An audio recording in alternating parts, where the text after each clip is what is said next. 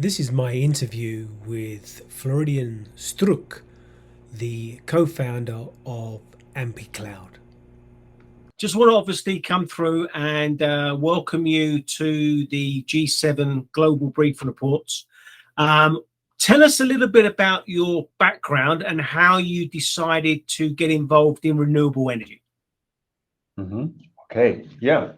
Hi, Chris. Really nice to talk with you. So let me give you some idea about how that went. So to be honest, I engaged with renewable energies in 2019, exactly the year when we founded Ampere Cloud. This was my direct involvement, but my co-founders, Eric and Frederick, already started to engage with this topic and our mission a few years earlier. This one was when my best friend, who runs a PV company here in Berlin, asked me if I know some developers who could help them to develop a solution for their monitoring of PV plants. The situation was that the market is still so fragmented. We have so many solutions in the market that the companies that are at the forefront of energy transition, like the company of my friend, are really struggling to master their growth challenge, And so I brought together my best friend and my then co-founders, who started to develop a kind of pilot of what we do today at Ampere Cloud. So they developed a very customized solution. This solution was so awesomely helpful to the company of my friend, so they could really run much more plans immediately with the same team than before, that we finally in 2019 commonly decided to start Ampere Cloud and bring this solution to the market in order, to enable the enablers of the energy transition, so to say, right? The companies that are building and running PV plants, but also wind plants, and this was basically my tip off with renewable energies. And since then, we will talk about that later, but we built up a team of more than 30 passionate people from many parts of Europe and even from Brazil one night. And we are not the only one who are passionate about energy transition, right? But it's really great to see this group of people pushing forward our mission. So tell us, what does PV stand for? PV. You mentioned yeah. What does that stand for? PV stands for photovoltaic. So photovoltaic system. Yeah. So this is, what is maybe important to mention here, Chris, is that our operating system for renewables is totally agnostic to the form of type of energy production. Historically, we come from photovoltaic, because this is where we started, developed this pilot for the company of my best friend, then started Ampere Cloud and the photovoltaic sector. But we have connected to wind farms. We have connected, hydro farms. We have connected heat. We have connected storage. So the important thing is our system is agnostic, and it's the operating system for renewables. So I take it, so when you were with your best friend and the co-founders, that's how the idea of Ampere Cloud started? Explain that to us. This was the, when things started to get concrete. So the idea, I would say, indirectly already started in the pre-phase, when I connected my co-founders with my best friend, and they, for 4 years roughly, started working on the kind of pilot. But then in 2019, Ampere Cloud was founded concretely. Okay, great. That's fantastic how things develop over time, and then the idea sparks. That's fantastic. So What about the operating system for renewables? Are you using, and why is it necessary, and how does it help companies? Mhm. So you have to imagine that our customers are typically or asset owners and or companies that operate from a technical and financial perspective power plants, of course, renewable power plants.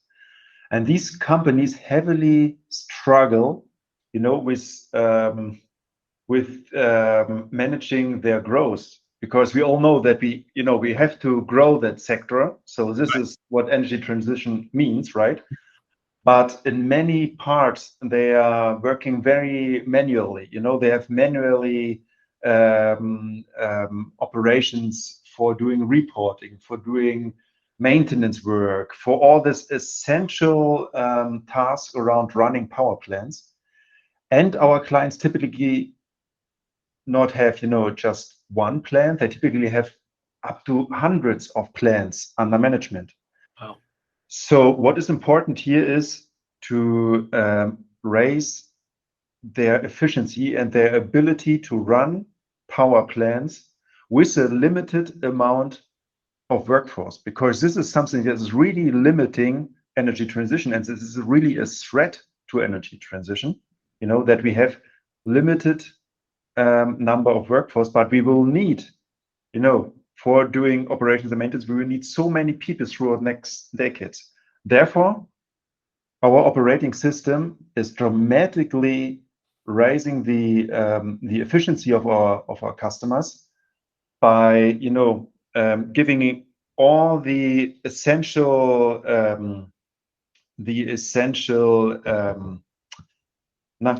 tools by their hand, in just one system to run their whole portfolio. For many of our customers, the first time that they have their whole portfolio of plants in just one system. This is one reason why it's necessary. The other is that we see dramatically threat to grid stability. I mean, we come from a situation where we had, a very linear electricity market that was, production, distribution was in the hand of few companies. And now we are in a market due to energy transition that is highly decentral, highly fragmented, so many new players in the market, completely new use cases, and we have an intermittent feed-in through decentral power generation. And this is a threat, for the grids, so we could see massive blackouts. So this is why, for example, our operating system, together with our hardware that we developed, this is a so-called park controller, can steer and control facilities from remote, is stabilizing the grids. And even a third point that is very important, when we talk about energy transition, we talk about a completely new market. And wherever energy is produced, it needs to be traded somehow, right? Of course, this is a market principle. But this market is still highly inefficient. So the producers and the traders are working on behalf of incorrect, unstable data, but the traders need to take really informed informations about how to steer the facilities. So this is also something that our operating system is providing stable and accurate data in order to take the best informed decisions about how to control and steer facilities here. Well, that's impressive. That's a lot of programming you have to do for that, yeah. Actually, yes, it is, and it's what is impressive to me is that we started in a very niche, Chris. So this was PV monitoring, right? So we just were another monitoring system at the beginning, but our vision always has been to develop the operating system for renewables, a system that is agnostic, that is not just solving, a narrow problem, but that is really attacking the key threats to the energy transition. And we are really proud of that. And our sustainable growth has shown this, that we were really able to brings us out to the market, and we will, I mean, every day I see the people here outside sitting are developing this system further and further, right? So you mentioned also that you have a hardware component. Explain what that is. Yeah, sure. So this is a real IoT hardware. I mean, you have to imagine that power plants need to be controlled, right? So Right. at least the grid operator needs to be able to shut down the power plant if there's some overload on the grid or something. In Germany, we have some really strict regulations on that. Sure. Also, the trader needs to be able to steer the power plant. And this usually happens via a control unit. In the old market, it has been that way, that these control units were really expensive special hardware that was sold to the plant operator or owner, tens of thousands of euros, But we said, this is an old model. And people were sometimes overwhelmed by all the technique and costs, of course. So what we did is we developed an IoT tool that we are bringing as a service into the market. We are the first in the German market that is doing hardware as a service in that sector. And this means for our customers that they can totally rely on us. They are partly outsourcing their hardware responsibilities to us. And this tool is really working in the purest sense of IoT. So the whole calculations, everything is done by our cloud, Right. And this device is just transmitting control orders and transmitting data. So it's really a simple tool. There's no display on it or something. It's really doing just its job, and this is enough. Even if you think about that, I mean, we're serving a market where, for example, the smallest PV plant under management of our operating system is really, I think it's 2 kilowatt peak. So it's a very small one family house unit, but the biggest is more than 150 megawatts. Wow. So really the whole range, and all served via this one tool. That's fantastic. That's very impressive. Very impressive. So what kind of companies are using your product? And I take it, the purpose is, like you said, to stabilize and control their systems more efficiently. So what companies are using your product right now? So our core customer, our direct customer, is typically a company that is doing operations and maintenance, or for own PV plants or wind farms, or for customers' farms. And this way, our typical customer has several, sometimes even several hundreds of PV plants under management, and has to take care of them, that they run smoothly, that they run due to regulations, that they produce the power expected. Because we also have to mind that there's a market incentive behind energy transition as well, right? I mean, we know that energy transition is a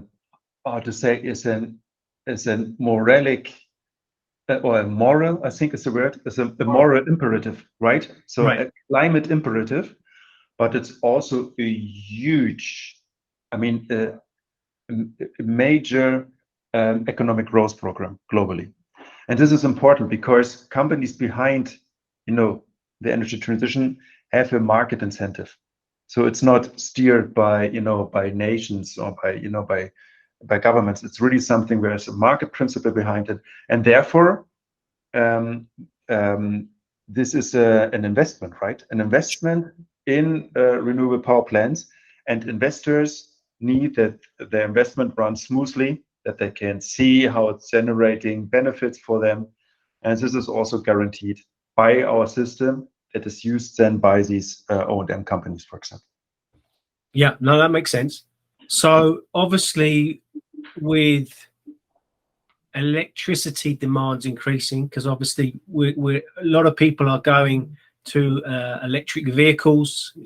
That's increasing. So renewable energies obviously have a crucial role still and can only increase. So people obviously will be wanting to reach out to your product more, I take it, to help with their overall workings of their company. Is that a fair statement to say? You mean that, just to see if I understood correctly, so you mean, Chris, that we are now focusing on a certain part of energy transition with our services and covering? Yeah, because I think obviously with electricity is always increasing. So renewable energies, we have to look at the renewable energies as a whole, right? So that still has a crucial role in what you're doing, and obviously with the globe, in terms of obviously everybody's trying to reach their net zero, their 2030 goals when it comes to sustainability matters. So obviously this is a crucial product that people need to look at, correct? Yeah, absolutely. Yeah, you're right. I mean, what is important here, I mean, at the moment, Chris, we serve the whole post-installation value chain of our customers. Right. Really. We are the very first operating system for renewables. When we talk, for example, to climate and impact VCs, right, for our financing and funding structure, for them, it's totally crucial to understand how we help to reduce the CO2 emissions, right? And what we see, I mean, we have calculations behind it, right? But what we see and what also our existing investors see is that with every power plant, I mean, renewable power plant built and operated in a lean way, we will be able to reduce the CO2 emissions and substitute the old-fashioned electricity production, right? Sure. And we are, with Ampere Cloud, you can simply build and run more renewable energy power plants. And this is really, we directly see the impact in that field as well. So you're totally right. We have to see it as a complete picture. Right. Our, maybe just to give some words on the vision, Chris, because I think this is connected here as well on our vision. We want to take a key role in every process, in every part where renewable energy is produced, distributed, and used. So of course, in future, this can also include e-mobility topics, but we do very well at the moment to focus on what we know best. So are you based just in Germany? Are you spreading your wings to different countries? How's that working? Yeah, good question. So I mean, we started selling our operating system to the market in March 22, and I think you will have in mind what also happened in March 22. So we went to market together with Corona, right? Right. This was in the first moment was really a tough thing to do. So we had to pivot our sales approach completely to remote and digital sales. And we heavily focused the last 2 years on the German market. I mean, the German market within Europe is such a growth market. It's so big in itself that it was really that we really had to prosper it and sustainable growth. But now, till the end of the year, we want to start, bring Ampere Cloud to other countries as well. So we are focusing, for example, on Spain. That can be a very good target for us. We already are kind of international through the operations of our customers, because our customers run power plants in several parts of the world, right? So we have projects in Brazil, many projects all across Europe, but now actively we will internationalize at the end of the year, most likely to Spain, and also some overseas countries are in our focus. Perfect. That's good. So is it easy for these companies to transfer their processes to digitalization? That's the next question.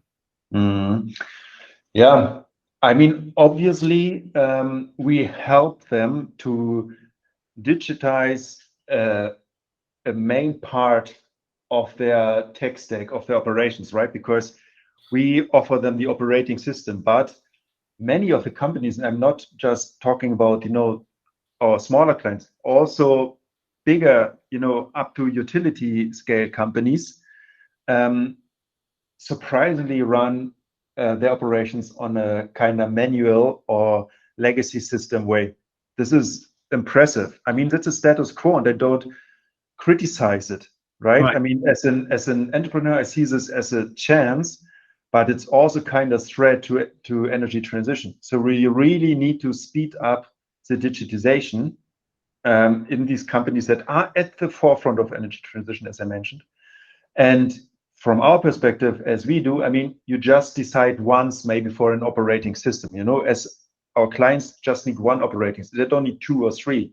Right. We make it really easy for them through our processes, but also our system itself with open interface and all that, to bring their assets to our system. So we really help them accelerate their own digitization and therefore accelerate energy transition at all.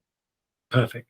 So that being said, what countries, I know we mentioned countries earlier that you're trying to get into, but what countries right now around the G7, G20, APEC are doing things right, are looking or forward thinking? Good question. So this is just my humble opinion, right? And I see it very much through the perspective of Ampere Cloud, of course. But to give you my opinion to this, Chris, I mean, and I would always name Germany, sure, as well, because the whole energy transition topic started here. I mean, some decades ago, and we can really see things happening here, as I mentioned. And there's still, I mean, when we have a look on the added annual capacity in photovoltaic, Germany is within the top 3 globally. So this is really impressive stuff. But of course, also to mention the US, there's so much happening in the US. We would love to go to US, but we are really a bit hesitating because the US market is really, how to say, huge, fragmented. I think this is really something that will be on our plate later on, but US is also developing so strong. Also to mention overseas, China, India, just having an eye on the added annual capacity. These are also, within the top 5. And in Europe, this is also really, very interesting. Spain, France, Poland. I mean, there are many countries that are really also incentivized by the governments, are developing really, really strong on that sector. So I think what we can see now, and this is undoubtable, energy transition already started. So it's not about talking about we have to start it. It's already started. But we see that, I mean, this is some data from the IAE, sorry, that between 2030 and 2050, we need at least something around 600 gigawatts globally in yearly additional capacity in photovoltaics to reach net zero by 2050. Wow. This is massive. That's huge. And this is why I'm so, from an entrepreneurship point of view, I'm so optimistic that Ampere Cloud is just at the right point with the right topic, and that we can help. We won't be the only one. We won't be the Google of energy transition, so to say. But this is also not our aim. We want to push things forward as we can do. So obviously, you mentioned a few countries now. How does that work when it comes to renewable energy regulations? I'm sure different countries have different regulations. Is there an agreement within the countries in the renewables field about all their are they the same? How does that work with what you're doing? Interesting question. I mean, sorry that I start again mention Germany here, but I think at least within the European Union and maybe worldwide, Germany has at least one of the most restrictive regulations when it comes to renewable energy production and feed-in. And this is mainly because I mean, it's a small country, right, but with a major industry sector, right? So that needs to run stable. We have a very distributed, decentralized energy production through renewables. This challenge will rise, and therefore Germany set really strict regulations here. And many countries in the EU, but also in overseas, are having an eye or two on the regulations and how they work in Germany. So they are rotating themselves on base of these regulations. And when it comes, for example, to the intermittent feed-in to the grids, I mean, we have really feed-in regulations and codes in Germany that are really, really strict. I mean, to give you an idea, we have kind of 800, it's a small country, we have kind of 800 local grid operators that have their own grid codes and regulations, how in their region the feed-in works. Wow. This is a mess, but this way they want to stabilize the grid, so it's honorable. And as the yearly additional capacity in PV and wind is also rising in many countries over the world, they will have very similar challenges very soon. And I can guarantee you, many of them are already thinking about how to regulate the feed-in as well. And many of them are having an eye, as I mentioned, on the German regulations. It's necessary because otherwise we risk major blackouts and so yeah, okay, no, makes sense, makes total sense. So obviously, you know, again, we mentioned that the renewable energies is a massive market. So how do you see that over the next 5 years, that particular sector? And then obviously as that grows, you need or the industry needs more people to be certified in this particular sector. So talk a little bit about that. I mean, I don't have the absolute correct number by hand now for the investment side, but if I'm not wrong, it's kind of 14 billion of US dollars in that case of investment that is needed till 2030 in order to, you know, just be heads up with the capacity building, you know, for renewables. Right. And when it comes to the workforce that you mentioned, I mean, this is, I'm quite sure that till 2050, sorry, in order to reach net zero, we will need more than 50 million additional qualified workers just in the sector of operations and maintenance globally. How many was that? 50 million? 50 million, yeah, 50. So this is really massive. Of course, renewable energy isn't the only sector that will have heavy requirements when it comes to workforce. So we are in competence, you know, in competition, sorry, with other sectors, and therefore it needs smart systems like ours, for example, in order to reduce the need, you know, to add workforce, because we make processes more efficient, more automated, and therefore we can run more power plants, run more power plants with a smaller workforce as well. Wow. So there's obviously massive growth in the next 5 years. That's tremendous. So okay, so you as you mentioned, you're a small company. You obviously been around a couple of years, and you're currently going through a Series A round of fresh investment. So what kind of investors are you looking for to grow, obviously, Ampere Cloud? The very opportunistic answer to that would be every investor that is willing to share our mission, right? So we could say everybody who believes in our mission from a certain point of view is highly welcome. But we have a focus on investors that do two things basically. First, that bring in smart money. So we really are looking for investors that can, help us to open up new markets, to spread the words about our mission, about Ampere Cloud, to really grow. I mean, we are still a small company, but we really want to grow because we see the impact in our home market, and we really want to bring this further. And the second is that we are talking a lot to climate and impact VCs. And this is really the sweet spot, to be honest, personally for me, because the smart money and sharing the same mission is really coming together. Sure. And this is something that is very attractive, talking from a personal point of view for me. And yeah. Maybe. Great.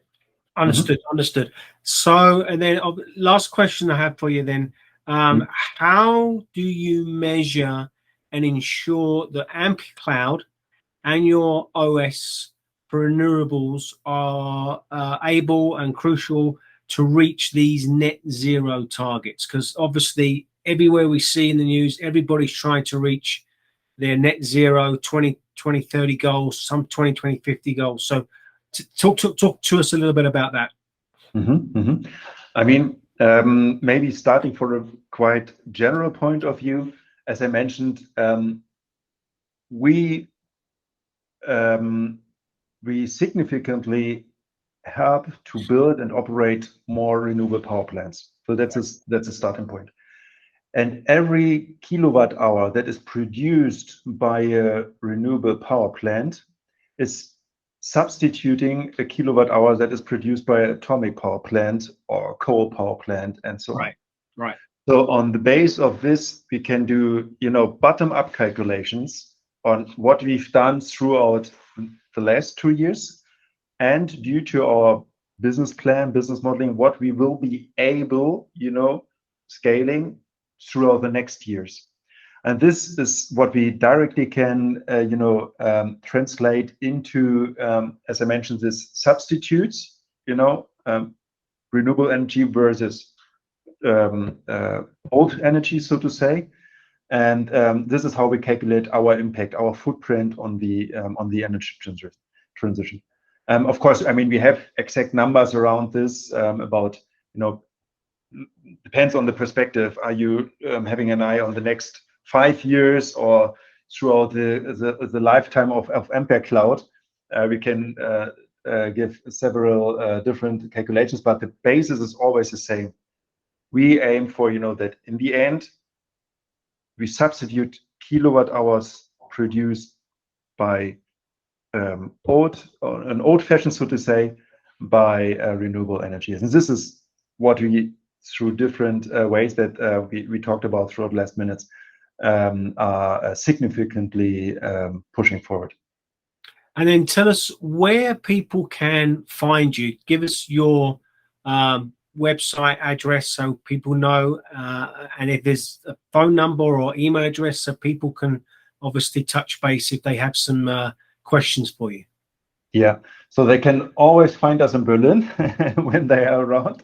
Yeah. But then, of course, so our website is www.ampere.cloud, right? Perfect. And you can always reach out to me on LinkedIn. So Florian Strunck on LinkedIn, always happy to engage in conversations. Great. Well, thanks for that, Florian. What a tremendous insight to Ampere Cloud, and thank you for obviously being part of this. And we wish you all the great success for the future.